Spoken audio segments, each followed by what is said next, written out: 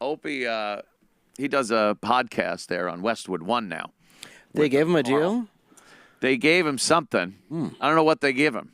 I guess they decided to let him broadcast his podcast on their digital platform. I can't imagine they're paying him anything. I don't know what they would gain by it. Like, it's not... He doesn't have any sponsors on his channel. There's no commercials, so you're not making money that way.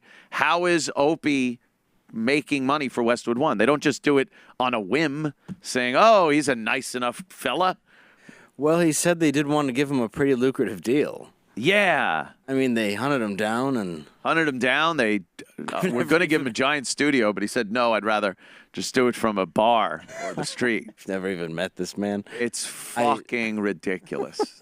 Everyone that's been on Westwood One, Podcast One, as far as their podcast platform. Yeah. I mean, when we first started this whole thing 4 years ago, you know, they came to us and the ghoul was like, absolutely not, and this and that. And then talking to people that were on there, nobody makes any money. No one makes money. No. That's like what it's known for. I think, and I'm not sure, but I would believe this is what they do. You go on there.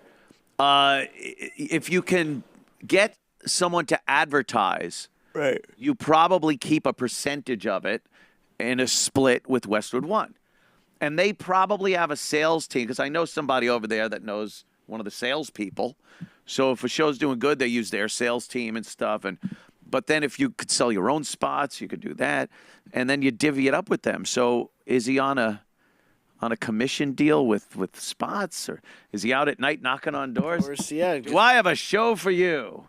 You could sell your ladles on my, just walking around trying to get... I mean, he's in restaurants and hotels. That is true.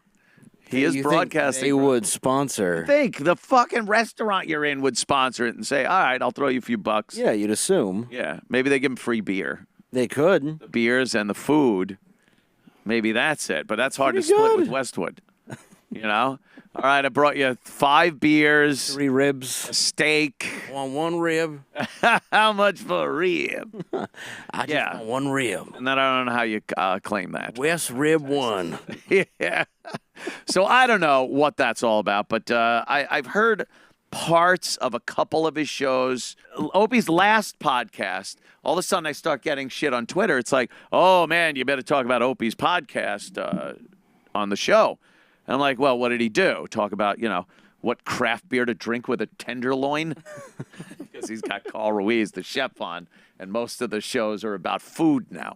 They just talk about, like a comic will be talking, you get like, what's his name? Vic. Let's take a call. Oh, I'm sorry. Yeah. Oh, boy. I just had a flashback. I know, It's like I was in the Nam again. I just had to completely jump in the middle there. That was it, though. To see what happened.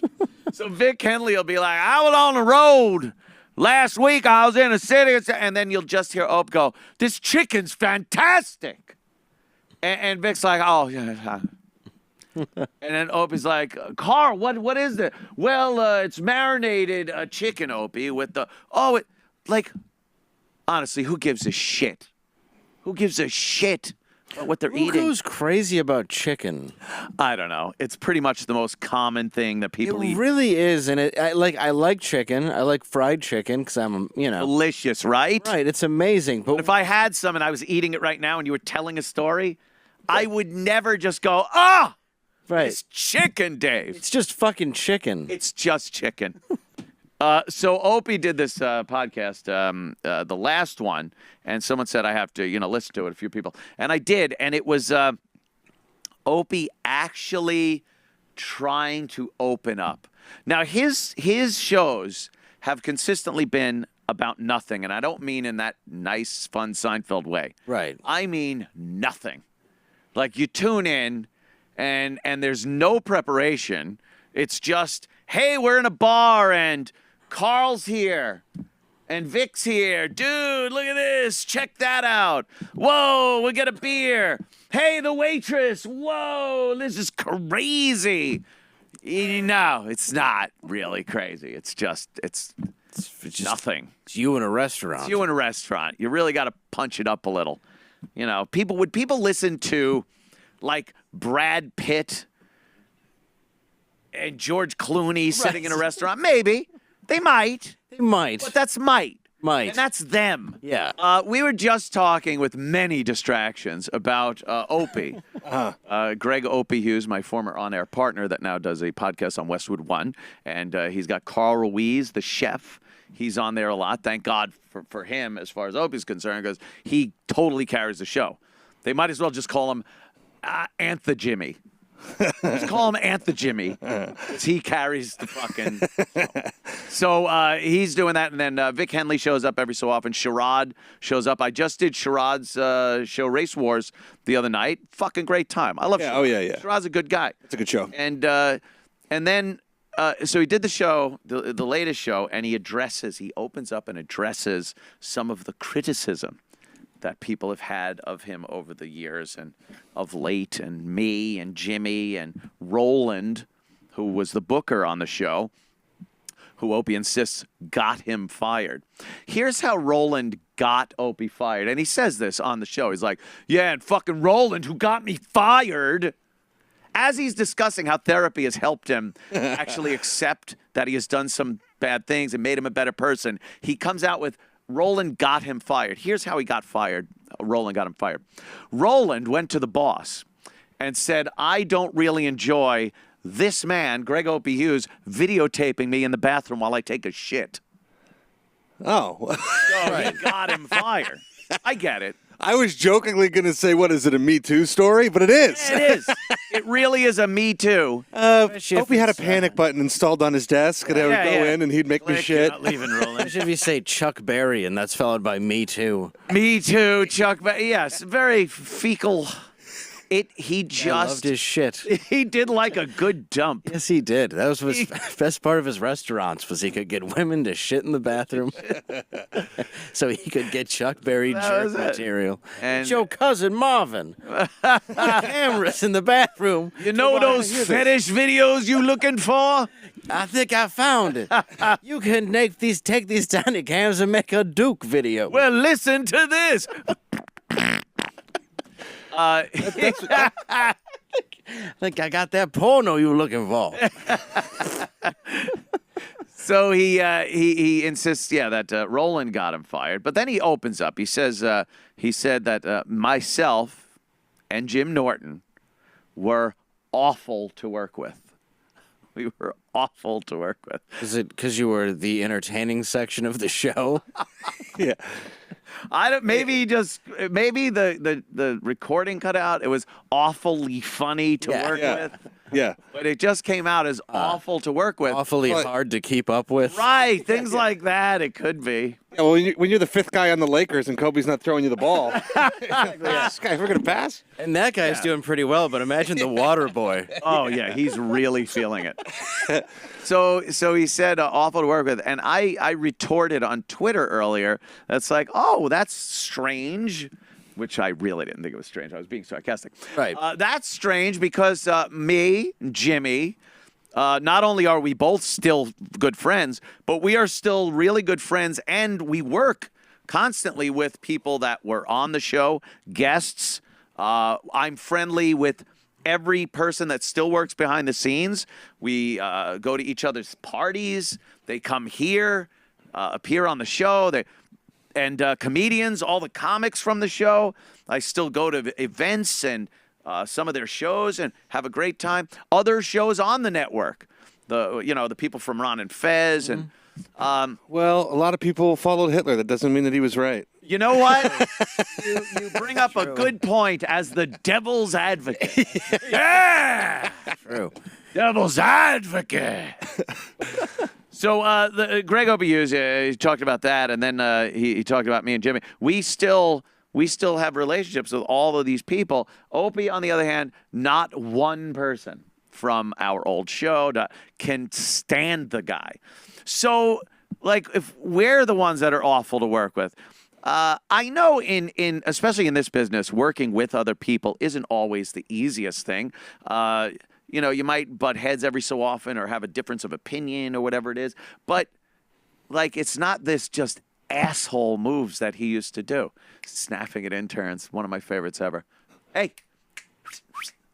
Intern's like, what? Out of your fucking mind? Yeah, you can't do that to a fucking waiter. When people do that to a waiter, I'm like, I'll break your fingers. I get embarrassed. Yeah, you're it's like, what are you doing? Like he would do that. He felt he was at such a level that he could just treat everyone beneath him like shit. And when all the comics were in, Can't wait to be there. oh yeah, oh, it's a great place. But when all the comics were in, and fucking Patrice and Voss and Colin and fucking Bobby, it was just constant back and forth, like shitting on people, trying to get the upper hand, get the shit off of you onto someone else. And Opie had nothing, could never fucking hang in that situation. So the only thing he had was the ability to fuck over somebody. Like, oh, I'm going to make Rich Voss wait in the hallway so he could watch us doing nothing in particular for a half hour. Right. Like just to be like, well, I can't go with him when he's in here, so I'll just let him sit out there. This will be my power trip. I power over, and he did that with everybody he ever worked with. Well, that's why nobody wants to go. No one wants to fucking hang out with him. Well, and the way you treat people beneath you is actually a huge sign of character. Oh, yeah. So it's like to do that to people in front of you, that's fucked up, man. His ex-girlfriend, he was like that. His ex-girlfriend, Sandy, has a brother, Rick, that I still hang out with and have a working relationship He's like with. a restaurant. That No, guy? Rick. No, not that guy. Okay. A different guy. Okay. But he's fucking great. He can't stand him. We're friends. It's just he has an inability to take any responsibility for anything he's done. So, you know, he'll try to say he's been in therapy for 10 years. He just said this on his show. I'm not telling tales out of school here. He said that he's been in therapy for 10 years because of the problems his mom had. His mom is batshit, just fucking batshit nuts. And he was so scared of becoming his mom that he became his mom. It's the weirdest fucking thing. So he started exhibiting these weird psychoses like his mother. So he figures he'd go to a therapist. What therapist does he go to?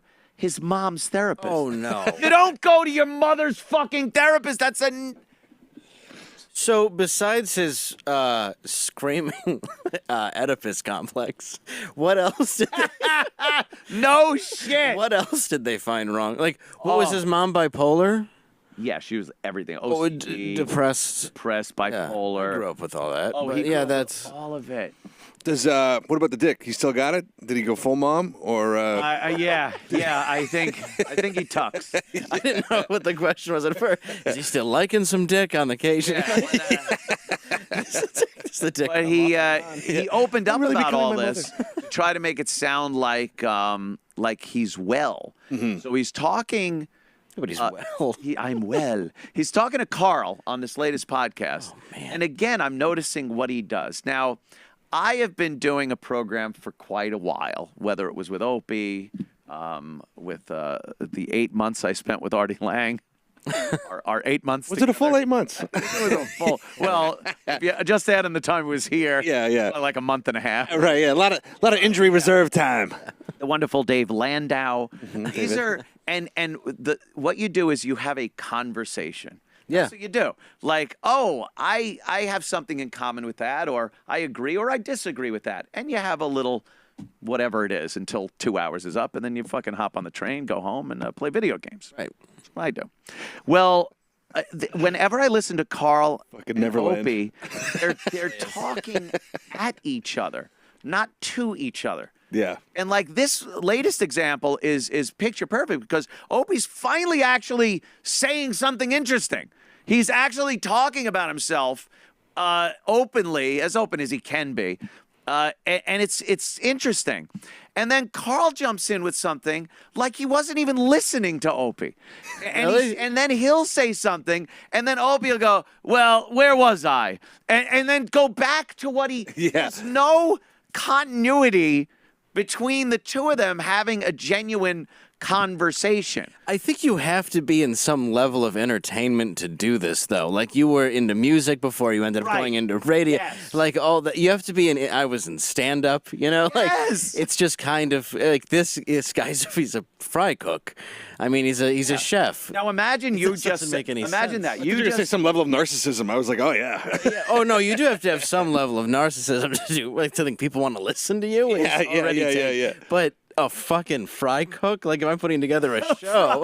I'm a sous chef. Yeah, oh, that's whatever he is. I don't know what the fuck he does. Imagine I you don't want to just say downplay this. him. I'm sure he's an You excellent just chef. You just said what you said, and then I come in right after that and go, so I got my brakes changed today. But my mom lives in my head still. The shoes on the old drum brakes. I just got to get a car with disc. My mom only had two moods, love and hate. And then the guy wants to charge me like $350 per wheel. My dad never talked to her or me because of her screaming. I barely knew him either. And it's like, cut. You guys are fucking working off the wrong scripts. That's what it's like. That's what it's like. Yeah. Yeah, you have Platoon. He's got fucking Hotel for Pets. Right now. Yeah, it was just. So I'm listening. I'm like, Platoon. this could be, and I understand. Like, it's just what you just said. Carl is a chef. He's been on food TV on the Food Network and stuff, and he's good. He's an entertaining guy, but you have to have a rapport with somebody in some way, shape, or form, or be so good in what you've done in the past at that point, like music or stand-up or anything, to know that it's a give and take kind of a thing. Right. He's just looking to put a joke in somewhere, which is fine if you're not talking about, your mom. Like, I don't know. It just could have been a better conversation. But your only experience shouldn't be like the interviewee. You know what I mean? Like, there Yeah. should be more that you've done than just answer questions like, well, this is a salmon in pecan sauce. It doesn't really train you. So how is this prepared? Well, Yeah, everything refers back to a recipe. You have no life experience to fucking kick it on, so Opie, you're saying your mom and you were like water and vinegar, which if mixed together properly with some oil, will make an emulsion that will stick to some vegetation. That's right. That's right. It's like avocados all over a brownie. Right, You yeah. just didn't want her? What were we talking about? I don't understand. I don't know. Yeah. So he just goes off on that. It was pretty interesting, like I said, but conversationally, it was all busted up. So I kind of went through the thing just listening to Opie's talking about his therapist and how, me and Jimmy and everybody, he was like, I got everyone their job and I saved their jobs. And I did. He talks about Roland. He goes, Roland was brought in. I got him the job and they weren't going to hire him because he had lied on his resume when he gave it to Sirius XM. But I said, no, it's not that big a deal. You give him the job. Opie has a story about how he saved or got everyone's fucking job in the place. And you would think there'd be some Loyalty. right. Right. Some loyalty. Right.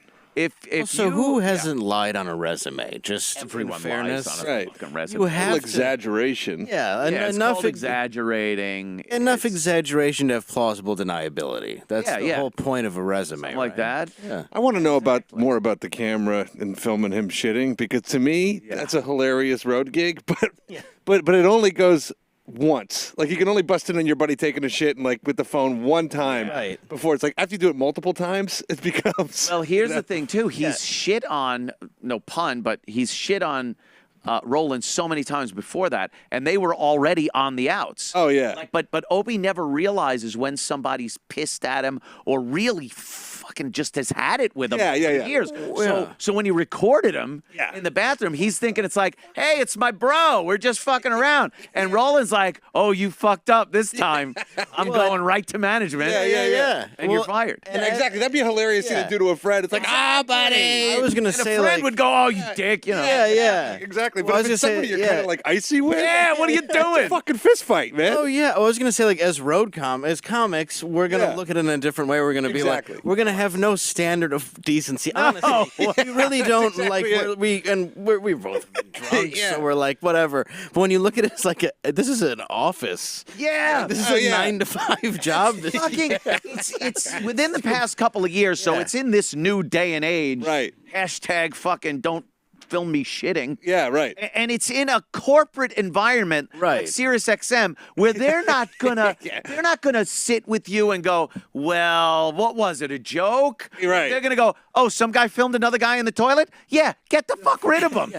I don't fire him immediately. Yeah. How does this play out in court? Yeah, that's what they think. I don't say fuck at a corporate show, let alone start taking, videos. You don't go into the bathroom with the CEO.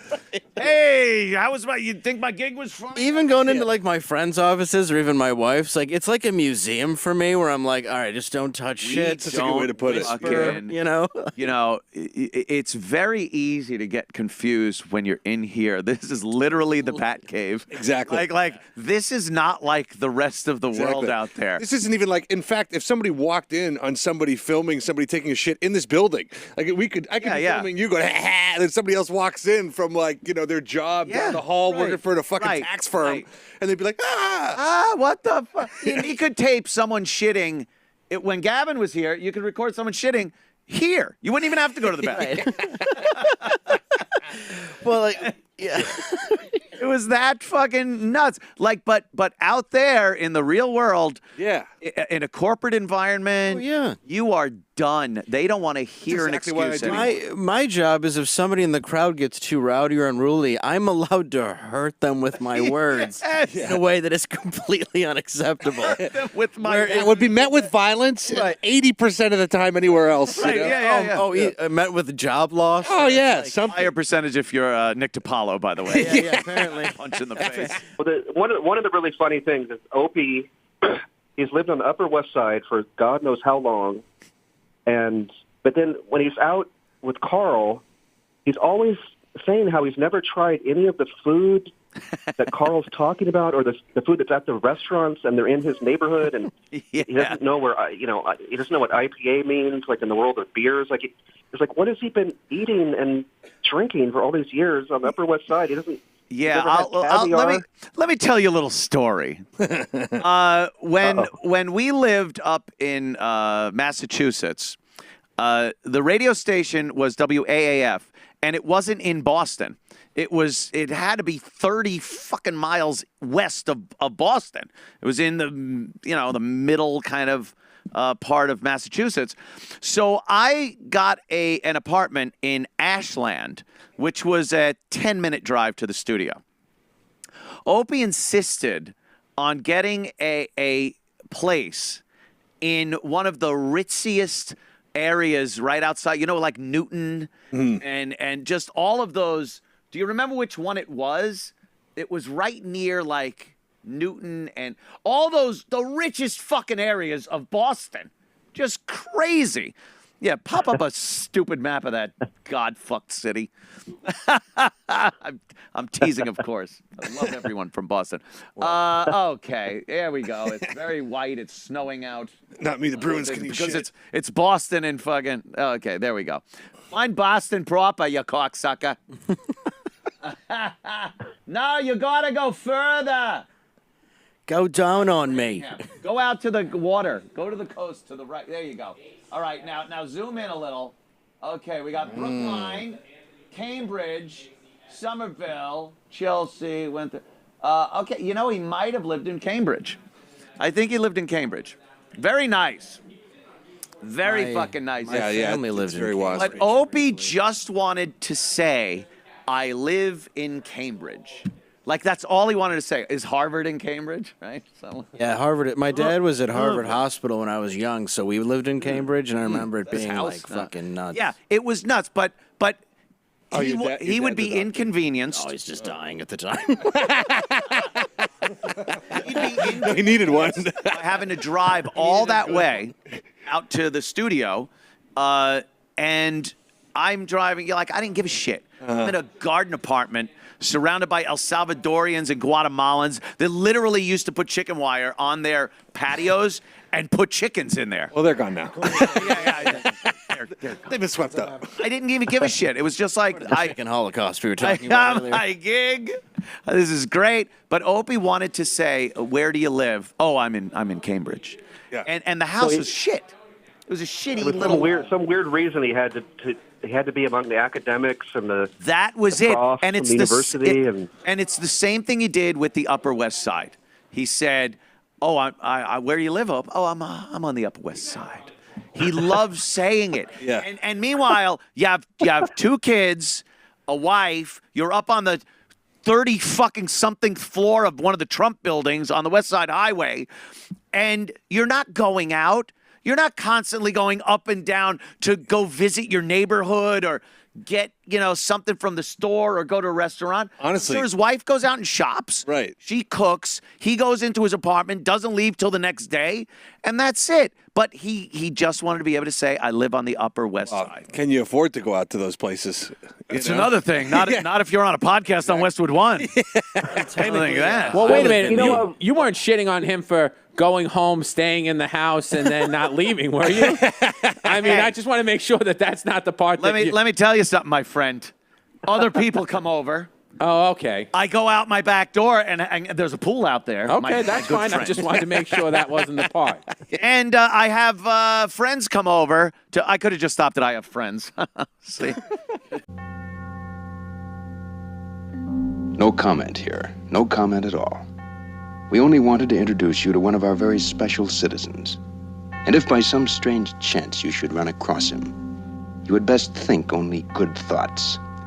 Anything less than that is handled at your own risk. Because if you do meet Anthony, you can be sure of one thing. You have entered the Twilight Zone.